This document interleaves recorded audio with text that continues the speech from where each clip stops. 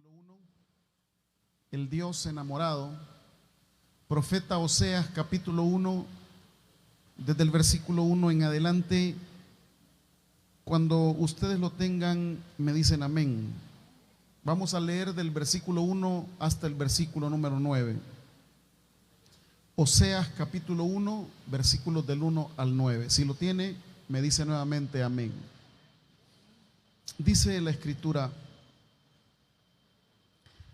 palabra de Jehová que vino a Oseas, hijo de Beeri, en días de Usías, Jotam, Acaz y Ezequías, reyes de Judá, y en días de Jeroboam, hijo de Joás, rey de Israel.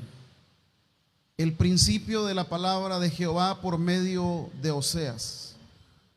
Dijo Jehová a Oseas: ve, tómate una mujer fornicaria e hijos de fornicación, porque la tierra fornica apartándose de Jehová.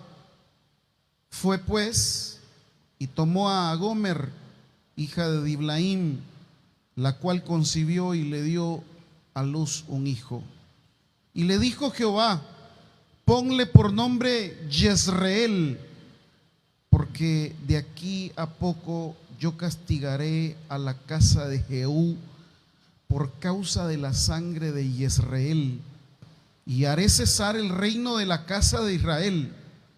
Y en aquel día quebraré yo el arco de Israel en el valle de Jezreel. Concibió ella otra vez y dio a luz una hija, y le dijo Dios: ponle por nombre Lo Ruama, porque no me compadeceré más de la casa de Israel, sino que los quitaré del todo. Mas de la casa de Judá tendré misericordia, y los salvaré por Jehová su Dios. Y no los salvaré con arco, ni con espada, ni con batalla, ni con caballos, ni con jinetes. Después de haber destetado a Lo Ruama, concibió y dio a luz un hijo. Y dijo Dios: ponle por nombre Lo Ami, porque vosotros no sois mi pueblo, ni yo seré vuestro Dios. Padre, esta mañana queremos acercarnos a esta escritura de tal manera, Dios, que sea ella la que produzca en nosotros esa palabra que necesitamos, que produzca en nosotros ese objetivo primordial que tú tienes para con todos los que aquí estamos, los que están detrás de esos dispositivos electrónicos, y que tu palabra no vuelva vacía. Te lo pedimos en Jesús. Amén. Pueden sentarse, hermanos. El profeta Oseas es, dentro de la clasificación tradicional de la escritura, el primer profeta menor. Digo dentro de la clasificación tradicional, y quiero dar algunos aspectos generales porque siempre es una de las cosas que no me gusta hablar simplemente para tener un pretexto, sino que plantear bien los motivos literarios de los libros de la Biblia. Y quizás para alguna gente esto sea aburrido, pero es que solamente sabiendo el contexto uno puede darse cuenta del mensaje que Dios mandó a su pueblo en esa época y que sigue mandando a nosotros el día de hoy. Amén, hermanos. Bien, le decía, el profeta Oseas es uno de los profetas menores de acuerdo a la clasificación tradicional. La Biblia se clasifica en Pentateuco, libros históricos, libros sapienciales. Se clasifica en profetas mayores, en profetas menores, en los evangelios, en las cartas paulinas, en las epístolas generales, en las epístolas pastorales y en el Apocalipsis. Esa es la clasificación tradicional que pues la mayor parte del mundo evangélico conoce de la escritura. No por ser profeta menor significa que su mensaje valga menos. Esa clasificación se la dieron únicamente por el contenido del libro. Es decir, los profetas mayores son aquellos que el contenido de su libro es bastante amplio, como Isaías, como Jeremías, como Ezequiel. Y esta clasificación que se le dio desde mucho tiempo atrás, en la época de los hebreos, pertenece al grupo de los 12. Se hicieron una clasificación y en estos 12 le llaman los profetas menores. El libro de Oseas, pues primero su personaje significa Dios salva. Dios salva, pero para salvar necesita plantear de qué. Para salvar necesita encontrar el meollo del asunto, el por qué se ha emproblemado el pueblo. Voy al texto, dice el versículo 1, y quiero hacer énfasis acá en una frase donde dice: palabra de Jehová que vino a Oseas, hijo de Berí, en días de Usías, de Jotam, de Acaz y Ezequías, reyes de Judá, y en días de Jeroboam, hijo de Joás, rey de Israel. Primero, estoy en la parte nada más de plantear el contenido del libro. Es un problema, porque Oseas es el único profeta que escribe en la parte del reino del norte de Israel. La mayor parte de profetas son del sur. Oseas es el único que habla en la parte norte del rey de Israel. Recuerden que Israel se divide con los hijos del hijo de David en Roboam y Jeroboam. Jeroboam en la parte norte, Roboam en la parte sur. Y cuando uno lee el libro de Oseas, si está mencionando, dice el versículo, en días de Usías, de Jotam, de Acaz y de Ezequías, reyes de dónde? ¿De dónde dice ahí? Pero ocurre que el profeta no ejerció su ministerio en Judá. El ministerio lo desarrolló en Israel, en la parte norte. Ahora, habrán motivos por los cuales en este pasaje se menciona nada más el hecho de destacar los reyes de Judá, y lo único que se menciona del norte es esto: y en días de Jeroboam, hijo de Joás, rey de Israel. Entonces, digo esto porque si alguna vez alguien estudia de manera seria este libro, se va a encontrar con eso. ¿Cómo es que, como que usted pueda hablar allá a San Miguel y usted tiene que identificarse con todo lo que va a hablar de los migueleños, pero allá llega a hablarles de Santana? ¿Verdad que no pega? Entonces algo así ocurre con Oseas. Comienza a hablar de los reyes de Judá, pero ocurre que él no va a hablar de los reyes de Judá, él va a hablar de la realidad del norte del país. Y pues, ¿y por qué lo dice? Pues porque aquí está en el texto. Lo que hay que destacar es lo primero que dice el versículo. Y aquí comenzamos ya con lo que Dios tiene para nosotros. ¿Cómo comienza el versículo 1 del profeta Oseas? Palabra de Jehová. Y ahí mismo en el texto, quiero que vea el versículo 2 y vaya subrayando esto. El principio nuevamente, ¿de qué? De la palabra de Jehová. Y después se va a repetir en el versículo 2 esta expresión. Miren ustedes en el versículo 2, por medio de Oseas, ¿dijo quién? Dijo Jehová. Versículo 4, ¿y qué dice?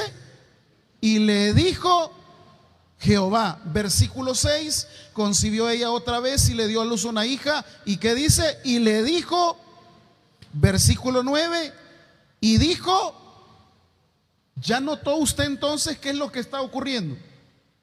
Que no importa la circunstancia que está viviendo el pueblo, siempre hay una palabra de Dios para sus hijos. Siempre. El problema es el poder discernir lo que Dios tiene para nosotros. Pero Dios nunca se ha quedado callado. Dios, por eso dice la carta de Hebreos, Dios hablando de muchas maneras, de muchas formas, habiendo hablado por medio de los padres, por los profetas, ahora nos ha hablado por medio de ¿quién? De su Hijo. Lo que quiero decir esta mañana en primer lugar es, a cualquier problema en que usted esté viviendo en este momento, sea difícil, sea complicado, amado hermano y hermana, Dios siempre tiene una palabra para usted y para mí. Siempre. Dios no puede quedarse callado. Dios no es mudo. Le va a hablar de múltiples formas, le va a hablar de múltiples maneras. Le va a hablar de muchas situaciones en las cuales, mire, el problema es que usted no anda buscando una palabra de Dios. El problema es que usted anda buscando nada más entretenerse en su vida, oír música, esto y lo otro. No, si usted quiere que Dios le hable, como decía el profeta, ¿va? Señor, habla, que tu siervo. Y dirá el Nuevo Testamento, mis ovejas oyen mi voz, porque la oveja sabe y conoce la voz de su Señor. La semana pasada fuimos con unos amigos a un lugar así, en un caserío, nos metimos ahí, íbamos en la motocicleta y de repente venía un montón de vacas y creo que habían toros también ahí, pero una barbaridad. El problema fue que las vacas, al ver las motocicletas, pensaron, estos son enemigos nuestros. Y yo vi a una vaca que quería tirarse encima de las motos. Pero fíjese que solamente el muchacho, delgadito, quizás de unos 20 y tantos años, cipotillo, descalzo, solo le hizo un gesto a las vacas. Y las vacas, mire, bien ordenaditas, porque los animales conocen la voz de sus amos. Los animales conocen la voz de los que los cuidan, de los que los alimentan, de los que los educan, de los que le dan todo lo necesario. Y nosotros sabemos distinguir la voz de Dios. ¿Sabemos escuchar a Dios? ¿Cuándo fue la última vez que usted se tomó el tiempo, quizás bañándose, quizás afeitándose, quizás pintándose, quizás haciendo algo, que le dijo, Señor, háblame? Háblame, Señor. Háblame. Y quiero decirle algo, no importa la vida que usted lleve, no importa el pecado que usted tenga, siempre la misericordia de Dios hace que Dios le hable a usted. Por eso el profeta Oseas será uno de los profetas más controversiales. Controversiales porque Dios quiere que el profeta viva en carne propia lo que Dios siente por su pueblo. Aparecerá la imagen de que le manda a su profeta que él se case, la palabra hebrea es con una mujer prostituta. Era lo que se conocía entonces como la prostitución sagrada. La traducción nuestra dice, ve y tómate a una mujer fornicaria e hijos de fornicación. Pero la palabra hebrea es la palabra tómate a una prostituta, haciendo referencia a una práctica cananea. Déjenme explicarle. El pueblo israelita se había constituido como un pueblo seminómada. Esa es, digámoslo de manera sociológica, la manera de concebir la vida de los hebreos antiguos.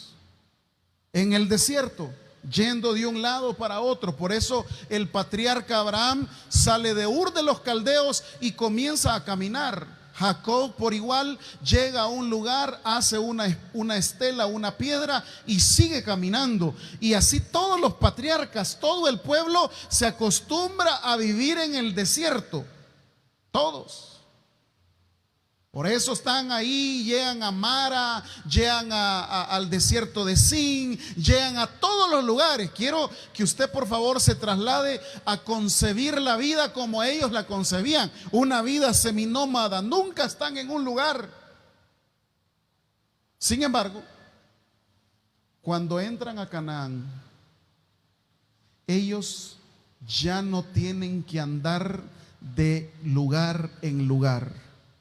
Esa es la tierra que Dios les había prometido, tierra donde fluía leche y miel. Pero hay un problema. En la mente de los hebreos, el Dios que conocieron solamente era un Dios itinerante que andaba de lugar en lugar con ellos. Ahora que llegan ahí a Canaán, se dan cuenta que ya no se van a mover de lugar en lugar. Cada una de las tribus se han asentado, han tomado su propio espacio y ahora tienen que dedicarse a sembrar la tierra, a cultivarla. La escritura habla en Josué y en Jueces de que era una tierra maravillosa que producía uvas, puerros, rábanos, etcétera, etcétera. Pero hay un problema. Como en la mente de ellos se fijó tanto la imagen de que Dios era un Dios nada más del camino, un Dios itinerante, cuando llegaron a Canaán se encontraron que los cananeos rendían un culto a un Dios llamado Baal. ¿Y cuál era la característica de este Dios Baal? Era la deidad a la cual consagraban todas las cosechas. Entonces los israelitas llegan al país y se dan cuenta que todos los cananeos a los cuales han conquistado, a la hora de hacer las siembras, a la hora de poder plantar viñas, etcétera, etcétera, para poder alimentarse, se dan cuenta que los cananeos le dedican todo a Baal, porque Baal era el Dios de la fertilidad. Es decir, en la mente de este pueblo del Antiguo Oriente, todo lo que tenía que ver con concepción, todo lo que tenía que ver con producción, todo lo que tiene que ver con cosechas, todo lo que tiene que ver con eso, todo era gracias a ¿quién? A Baal. Y por eso los cananeos hicieron varios santuarios. Y en esos santuarios se practicaba la prostitución sagrada, que no tiene nada que ver con la mentalidad occidental nuestra. En la concepción de ellos, si usted iba a un templo, se estaba sacrificando para acostarse con una prostituta sagrada, pero lo hacía con fines religiosos, con fines de que Baal produciera, fertilizara la tierra, fertilizara todo lo que producía. ¿Se está entendiendo eso, hermanos? Diferente a la connotación que nosotros tenemos de manera social. No tiene ninguna vinculación. No podemos hablar de la prostitución de más de 4,000 años en un pueblo muy distante a la prostitución actual. Nunca. Por eso es que a veces al ser ignorante de estas cosas se tiende a caer en el error de querer interpretar la escritura con una mente como la mía, cuando la escritura fue escrita hace 2,000 años y ha de entenderse como era hace 2,000 años. Sacar los principios, claro, y poder actualizarlos. Lo que quiero decir es, más allá del hecho íntimo que el pueblo tenía yendo a estos lugares, Dios no está juzgando el hecho íntimo. El problema es, y aquí dice una palabrita, creo, dice que lo han dejado. Versículo 2 al final, miren conmigo. Ve, tómate a una mujer fornicaria, hijos de fornicación, porque la tierra fornica. Pero ¿cuál es la gravedad? ¿Cuál es la gravedad? Apartándose de Jehová. Y quiero explicarle otra cosa. Los pueblos antiguos tenían muchos dioses. Es decir, Dios venía a formar parte de todos los dioses que ya tenían. Y eso era normal. Normal. Pero sin embargo, el mandato que Dios da a su pueblo no es: mira, no me vas a tener entre otros dioses. No. Por eso el Shema, que es Deuteronomio 6. ¿Cuál es el Shema? Alguien que está aquí, que haya estudiado aquí en la escuela de liderazgo, ¿cuál es el gran mandamiento del Shema Israel? Jehová vuestro Dios, Jehová uno es. Lo que Dios está denunciando con el profeta Oseas es que Dios no quiere compartir su gloria con nadie. Claro, el pueblo israelita le rendía culto a Baal y también le rendía culto a Dios. Y decía, no, pues que como Dios solamente nos bendice en el camino y nos ha traído hasta acá, pero en realidad el que nos ayuda a producir es Baal. Ahora entiende la mentalidad del profeta Elías. Elías lucha contra Baal y dice: es que no pueden servir a dos señores. O se deciden por Baal o se deciden por Dios. Y este es el gran pecado que va a denunciar el profeta Oseas, para lo cual va a usar una imagen que el profeta tiene que vivir en carne viva esto.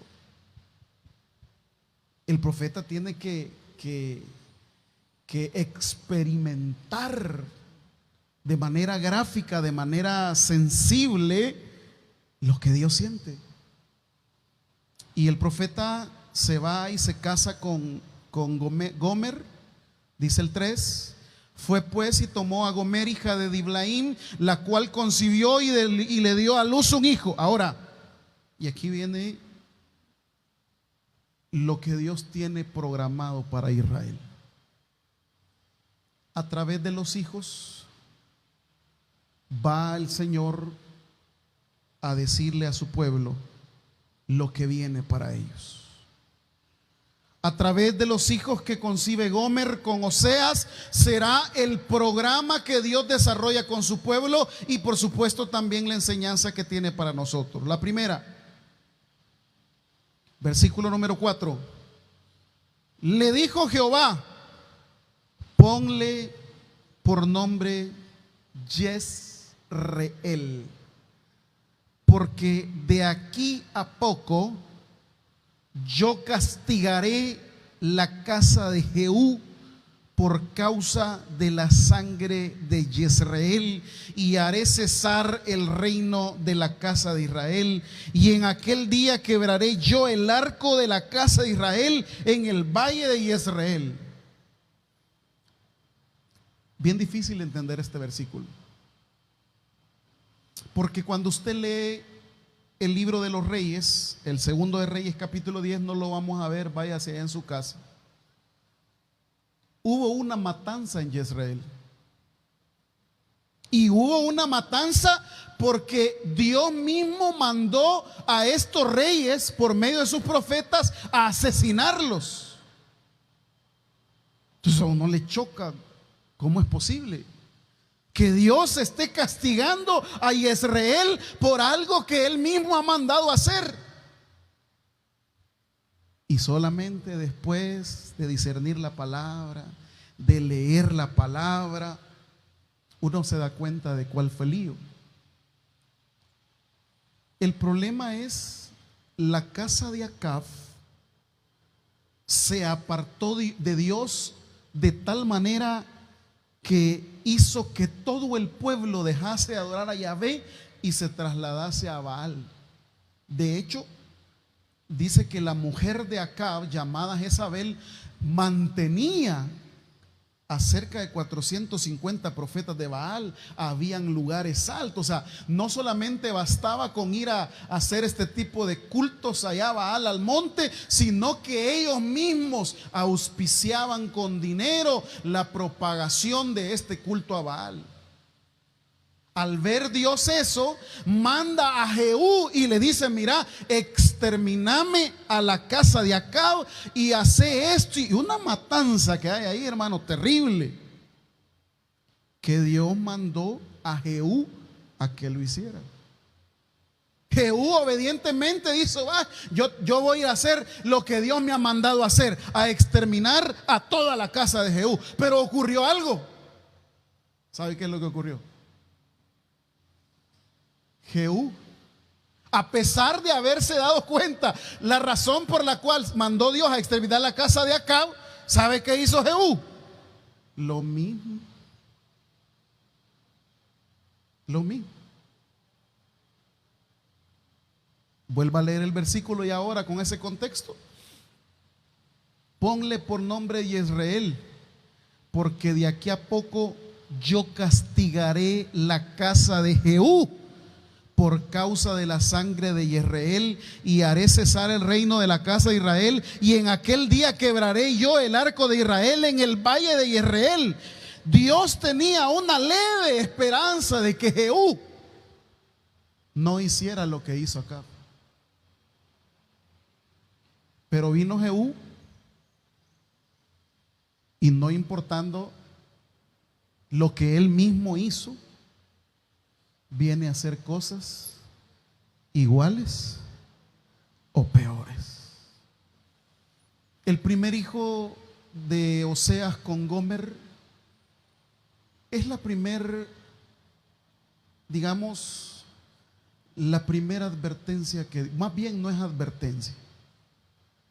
El primer hijo es: yo voy a llevar juicio sobre ustedes.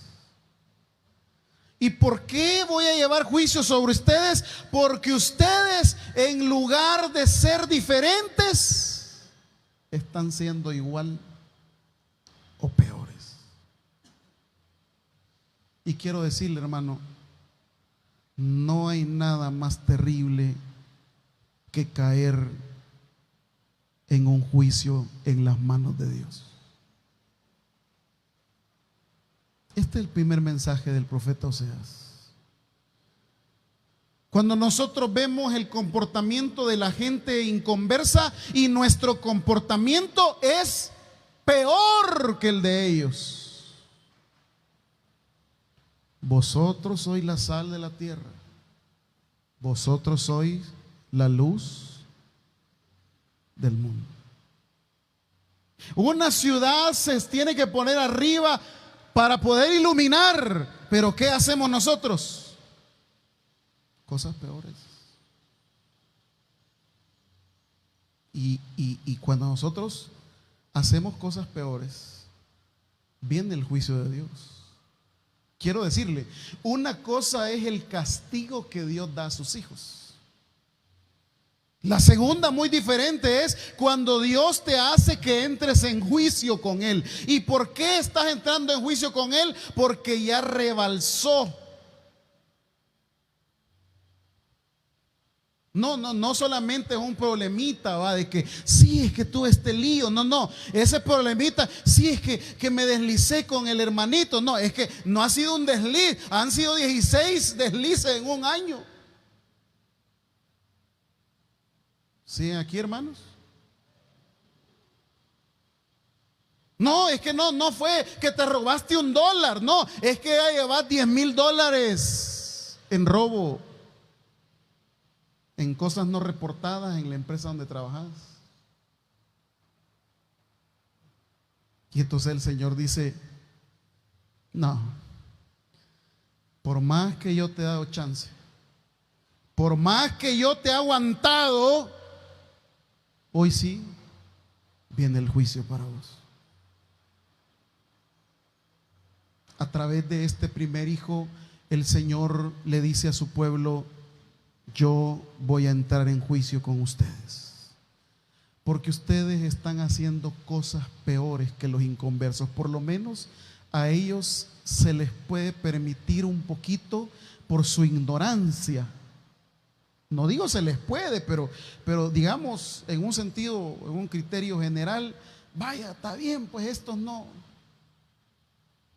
conocen a Dios ni nada, pero ¿y aquellos que conocemos a Dios?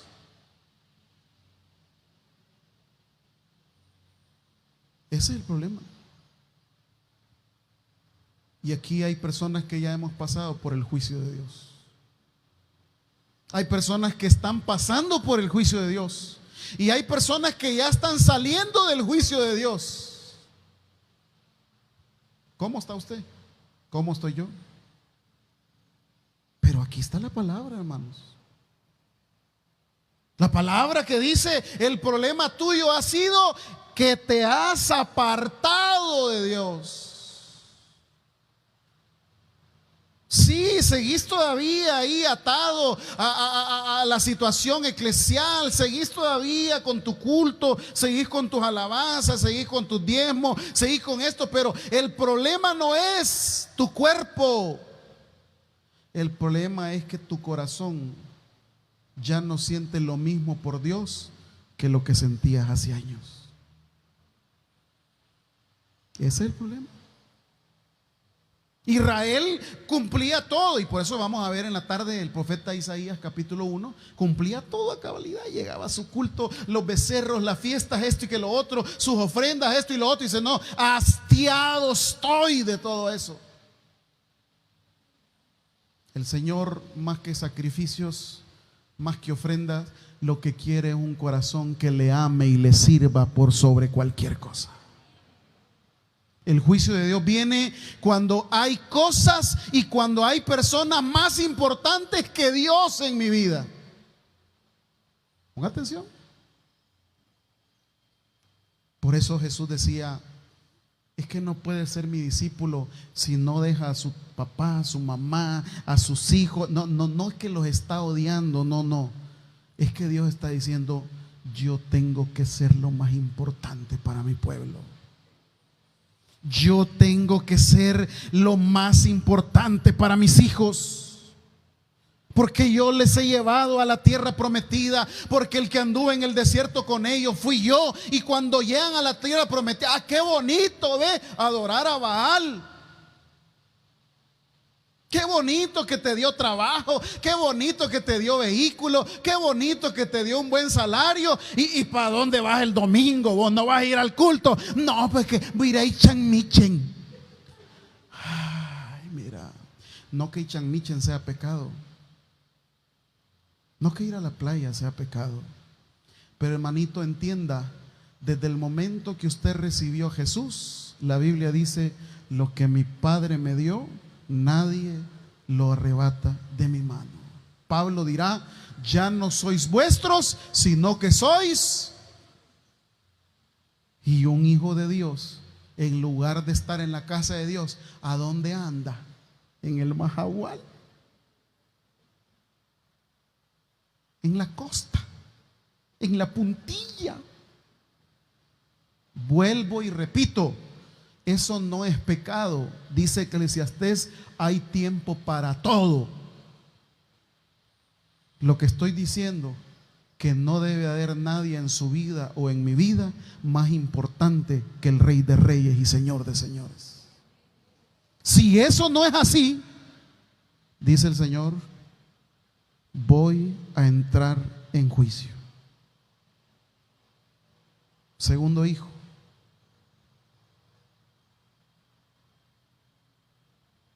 Versículo 6.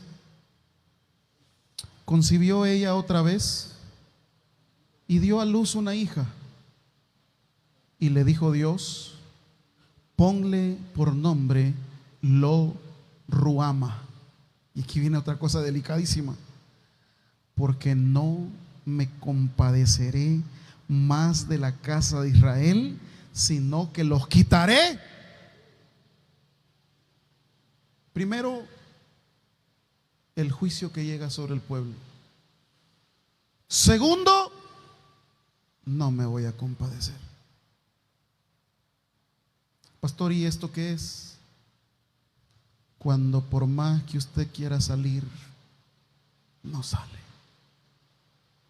Es que el problema no es la circunstancia, el problema es que usted está en juicio con Dios, y hasta que no haga a Dios de nuevo lo primero en su vida, hasta entonces no cambia la cosa. No cambia. Por más que usted tenga experiencia, por más que usted tenga preparación, por más que usted tenga todo lo que quiera, dice la Biblia, yo no me compadeceré. No me compadeceré. Circunstancias en la vida donde usted no haya cómo salir, no haya cómo hacer, no haya, ¿y qué está pasando? ¿Y por qué esto? ¿Y por qué lo otro? ¿Y por qué aquello? ¿Estás en juicio con Dios? Como dirá el Salmo 32, hasta que tú entiendas que Dios debe de ser el primero, hasta entonces.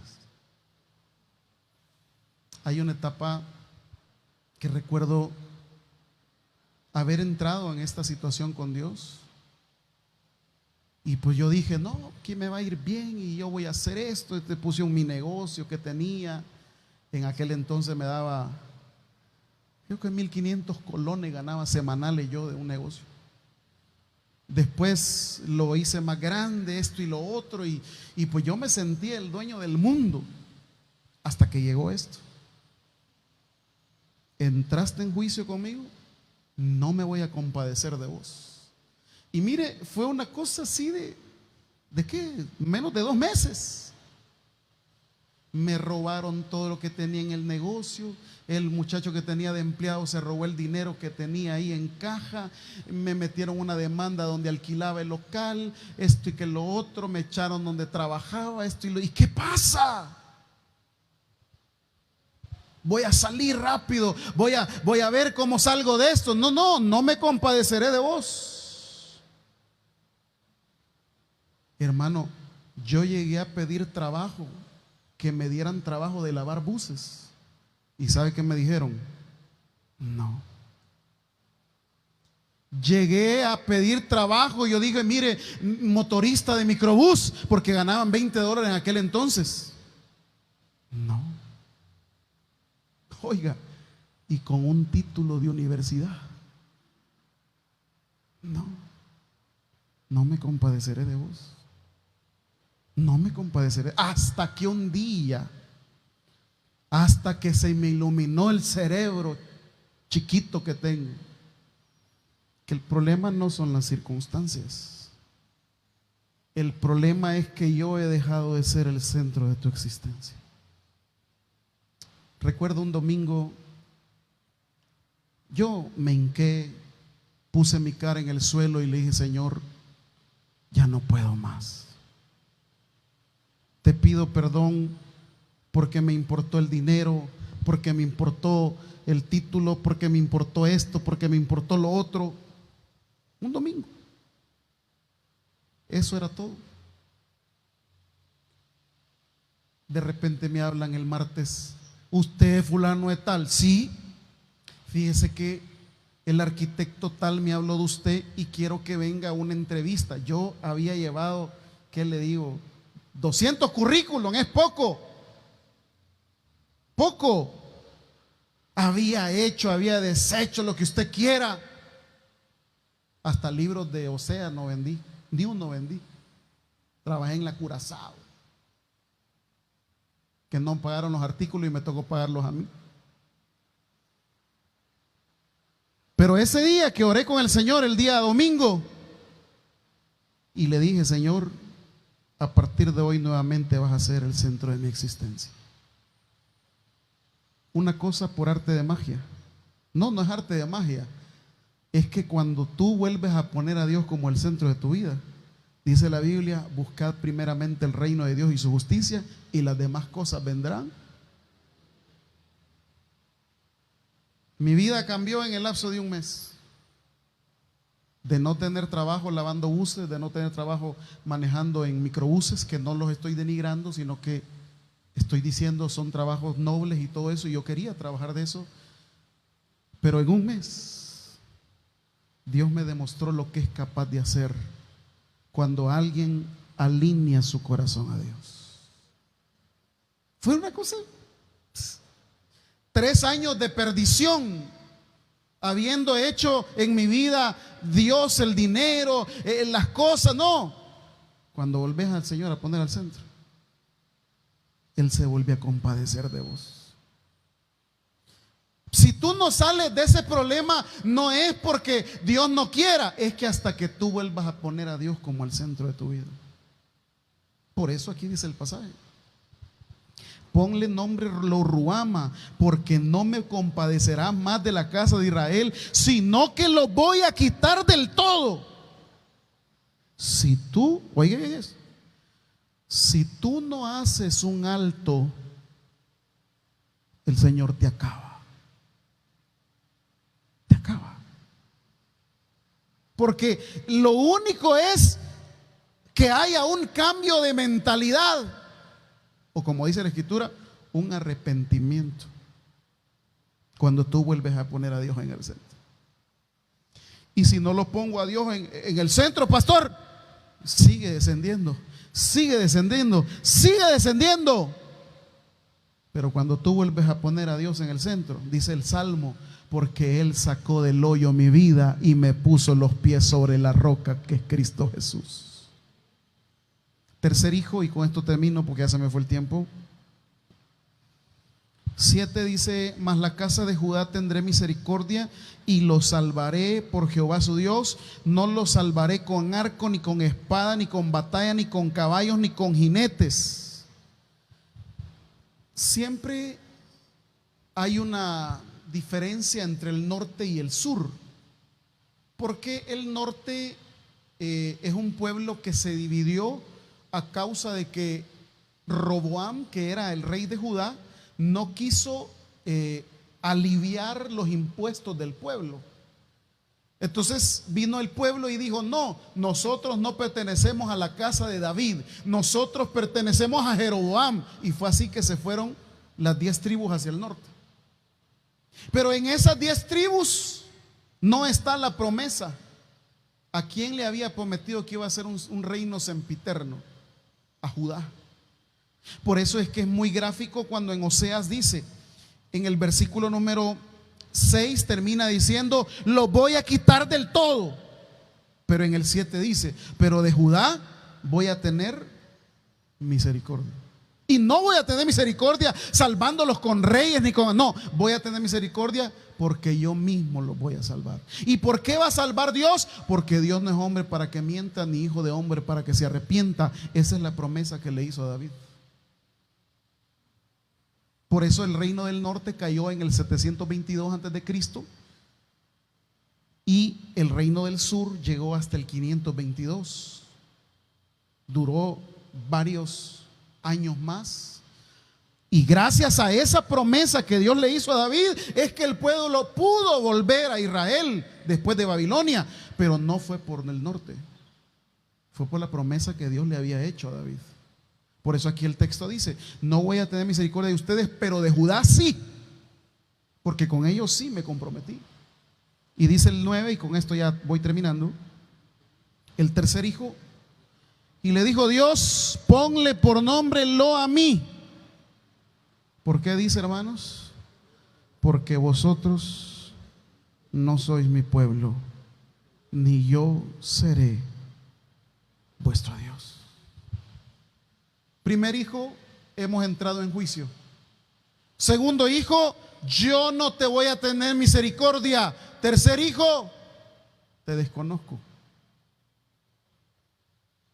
Vosotros no sois mi pueblo. Imagínese cómo Dios siente de todos nosotros sus hijos. ¿Se sentirá orgulloso Dios de sus hijos?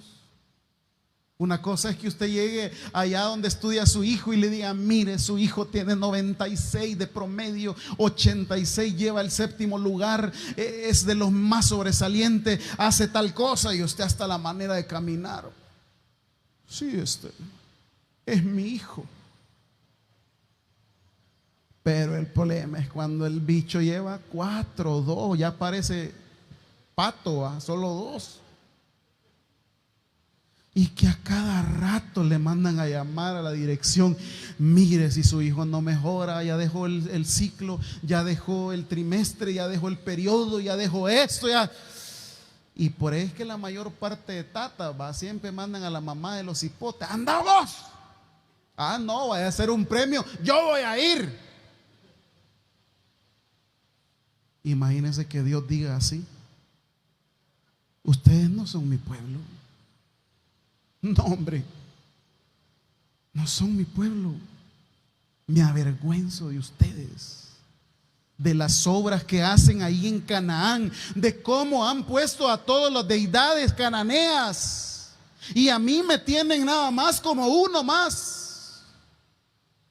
Porque en Canaán, de hecho, los nombres que se le dan a Dios, por ejemplo, Jehová Rafa, Jehová Samá, Jehová, todos los nombres que conocimos del Antiguo Testamento, se cree en la investigación bíblica que eran los dioses cananeos. Había un Dios para la sanidad, había un Dios para la fertilidad, había un Dios para esto, y Dios venía a ser. Por eso Dios dice: desconozco a mi pueblo. Pero miren, hermanos, yo sé que están afligidos como yo. ¿Sabe qué es lo maravilloso de la Escritura? Que aún siendo pecadores, Cristo murió por nosotros. Que aún siendo miserables, que aún siendo hipócritas, mire lo que dice el versículo 10: con todo, será el número de los hijos de Israel como la arena del mar, que no se puede medir ni contar. Y en el lugar donde les fue dicho: vosotros no sois mi pueblo, les será dicho, ¿qué dice? Sois hijos del Dios viviente. 11: y se congregarán los hijos de Judá y de Israel, y nombrarán un solo jefe, y subirán de la tierra, porque el día de Jezreel será. ¿Cómo es eso?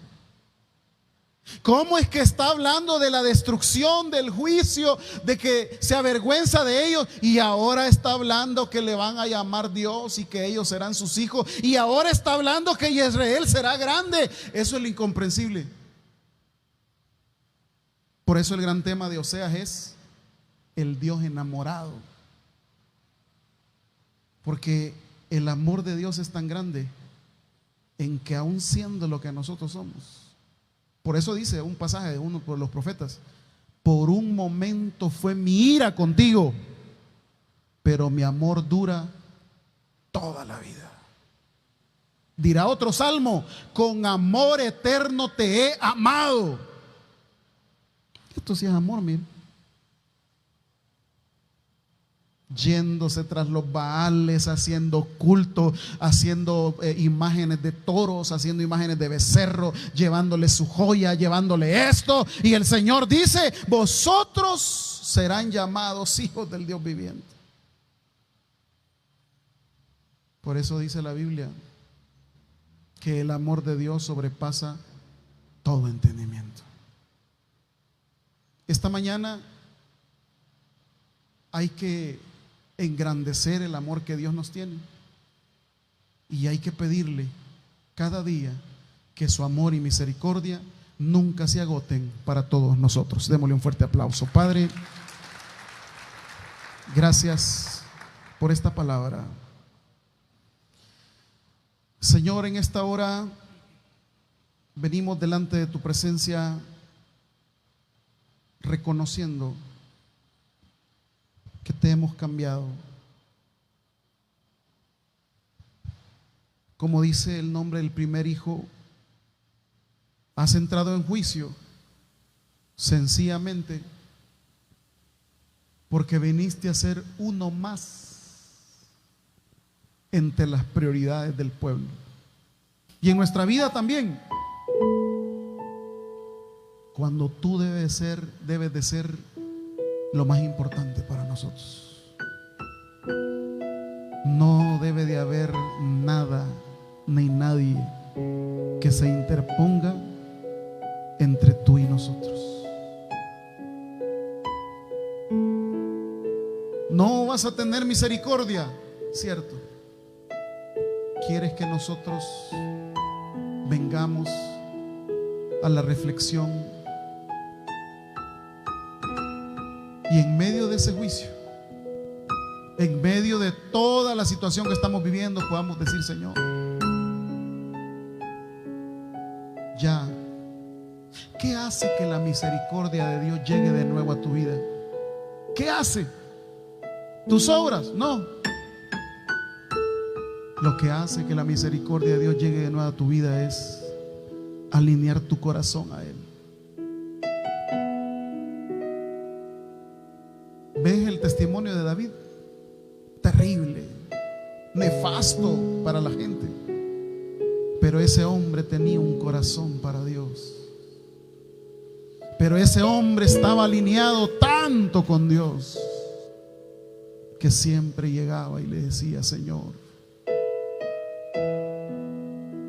he pecado, Señor, he hecho esto, pero ahora, Señor, vuelvo de nuevo. Por eso de David se dice: él era un hombre conforme al corazón de Dios. Y luego el último hijo: no le voy a amar más, que son pueblo mío. La vergüenza que Dios tiene de nosotros.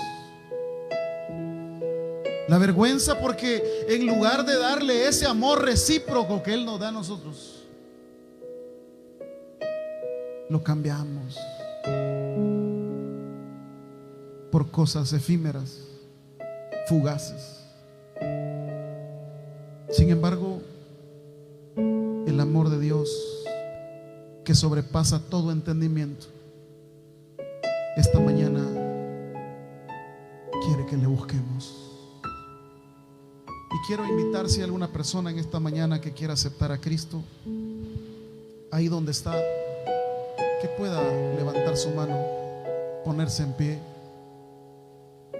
Dice la Escritura: a los suyos vino y los suyos no le recibieron, mas a todos a los que le recibieron, a los que creen en su nombre, les dio potestad de ser hechos hijos de Dios. ¿Habrá alguien en esta mañana que quiera confesar a Jesús en su corazón? Levante su mano, póngase en pie. Mientras cantamos: tu gracia me visitó. Tu gracia me visitó, sanando mi corazón. Mi casa se iluminó de tu luz. Hablaste a mi corazón, tu voz me dio dirección, camino al amparo de tu luz. Tú cuidas de mí, tú velas por mí, tú vives en mí. Tú, mi seguridad, mi fuente de paz, tú cuidas de mí.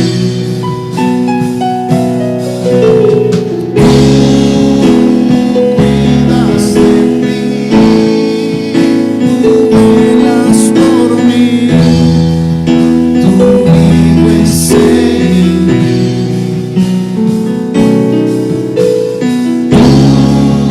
Mi seguridad,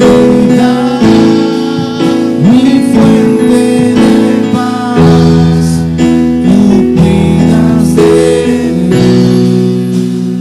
Padre, gracias te damos en esta mañana. Te pedimos, Señor, que este día sea consagrado. El predicador ha finalizado el mensaje. Es hora que recibas a Jesús como tu único y suficiente Salvador personal.